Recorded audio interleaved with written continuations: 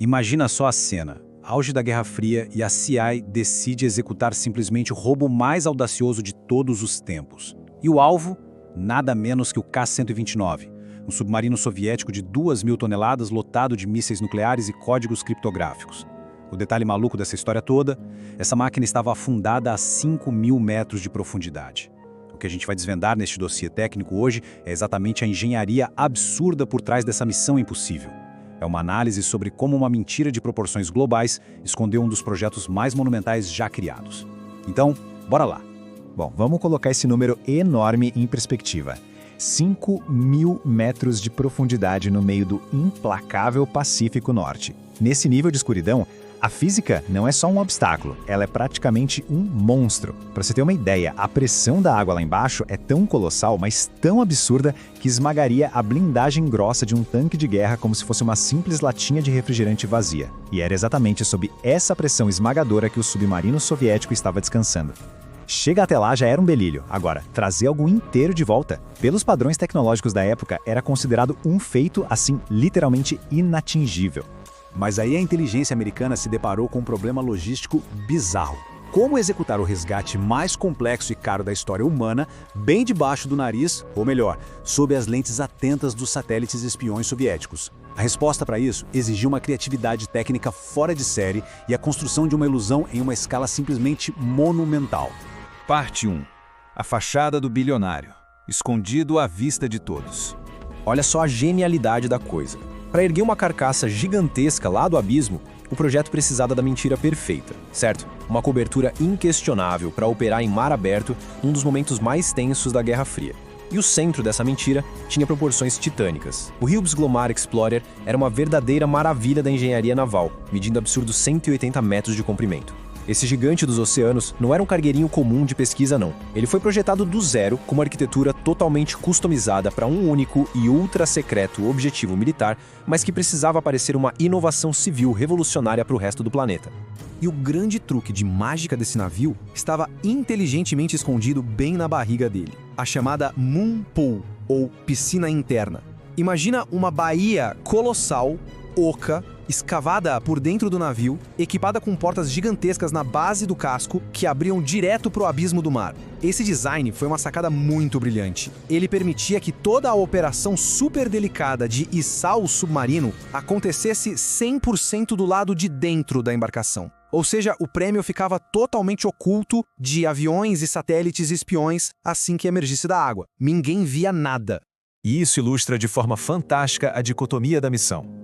De um lado, a fachada pública impecável. Howard Hughes, aquele bilionário excêntrico anunciando aos quatro ventos que estava despejando uma fortuna em tecnologia de ponta para minerar nódulos de manganês no fundo do mar. Um pretexto científico tão sofisticado que enganou governos, consórcios e revistas especializadas por anos a fio. Do outro lado da balança, a realidade nua e crua da CIA, montando na surdina uma teia de guindastes industriais projetados não para pegar pedrinhas minerais, mas para agarrar o segredo militar mais cobiçado de Moscou. Parte 2. Engenharia do impossível. A Garra Clementine. Construir um mega navio oco e embalar tudo numa história de capa excelente era só a ponta do iceberg. O verdadeiro pesadelo mecânico era alcançar 5 quilômetros de profundidade e capturar uma carcaça no breu total. Sério, a complexidade disso beira a ficção científica. A gente está falando de computadores primitivos da década de 70, ajustando constantemente os propulsores do navio em tempo real.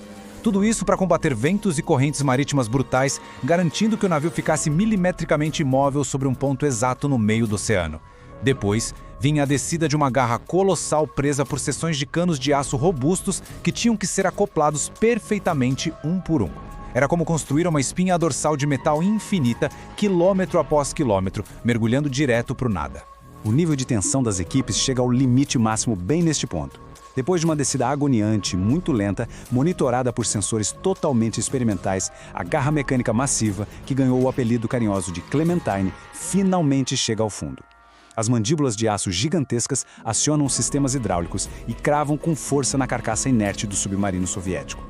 Tudo isso numa escuridão absoluta e impenetrável. Parecia o clímax de um roteiro de cinema. O contato foi feito, as mandíbulas seguravam o alvo com firmeza e a jornada de subida ia começar. Parte 3. O ponto de ruptura. A fadiga do aço no fundo do mundo. Só que a gente sabe que o oceano dita as próprias regras, e elas não perdoam falhas. A gravidade da situação fica muito clara quando olhamos para as métricas. 500 atmosferas de pura pressão esmagadora testando absolutamente cada solda da estrutura.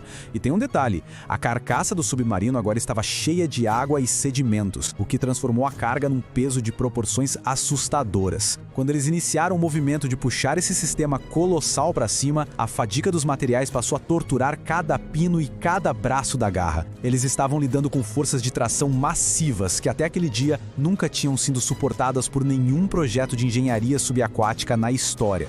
E foi aí que o pesadelo se materializou, uma falha crítica no chamado Nó 6. No meio daquela subida extremamente lenta e cuidadosa, sofrendo uma tensão brutal, contínua, as amarras da garra Clementine simplesmente encontraram o limite físico do aço. Em questão de milissegundos, uma falha estrutural comprometeu todo o equipamento. Algumas daquelas unhas gigantescas não aguentaram e quebraram de forma irreparável sob aquele estresse mecânico indescritível.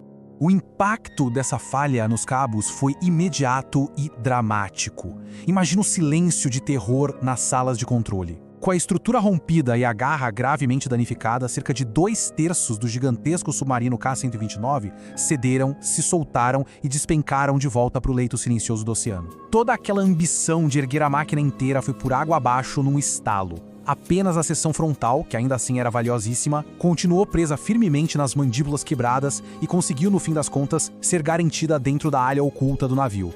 E, finalmente, a parte 4. O legado. O veredito dessa engenharia secreta. Quando a poeira baixou e os relatórios super secretos foram escritos, restou a avaliação em retrospecto. E o custo financeiro final do projeto foi de cair o queixo. 800 milhões de dólares, num valor ajustado para a época. Esse foi o preço pago por uma máquina que, fisicamente falando, recolheu só uma pequena fração do alvo original da missão. Mas a mensagem política cravada nessa montanha de dinheiro era fortíssima. O investimento indicava, sem meias palavras, que as superpotências estavam dispostas a tudo, e que nem os abismos mais profundos do planeta seriam um esconderijo seguro para os segredos militares de ninguém. Então, o ponto crucial de toda essa história é o seguinte.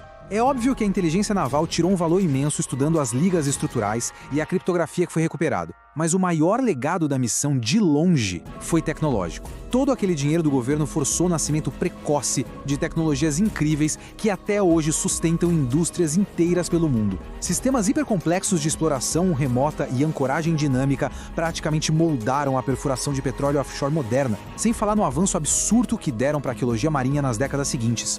No fim das contas, o projeto Azorian foi literalmente o maior cavalo de Troia a já navegar pelos oceanos. Foi o ápice absoluto da audácia naval. E provou, na prática, que o conhecimento técnico tirado para resolver um fracasso catastrófico dos materiais pode ser tão valioso e gerar tanta inovação quanto uma missão que tivesse dado 100% certo desde o começo. Tudo isso deixa a gente com um pensamento bem inquietante. Se lá nos distantes anos 70, com a tecnologia da época, essas nações já conseguiam construir megaprojetos completamente disfarçados em mar aberto para resgatar material estratégico, que tipo de máquina assustadora e ultra secreta deve estar operando debaixo dos nossos oceanos neste exato segundo? Fica bem claro que as fronteiras aquáticas continuam sendo um cofre muito bem selado e cheio de enigmas. E é com essa dúvida gigantesca pairando no ar que a gente encerra a análise de hoje. Muito obrigado por acompanhar e a gente se vê no próximo Dossiê Técnico.